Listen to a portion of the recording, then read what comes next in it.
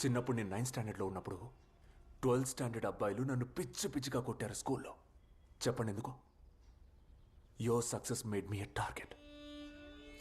నేను ఎవ్వరికీ కంప్లైంట్ చేయలేదు. మా ప్రిన్సిపల్కి, అమ్మకి, చివరికి మీకు. నోరు మూసుకొని వెయిట్ చేశా.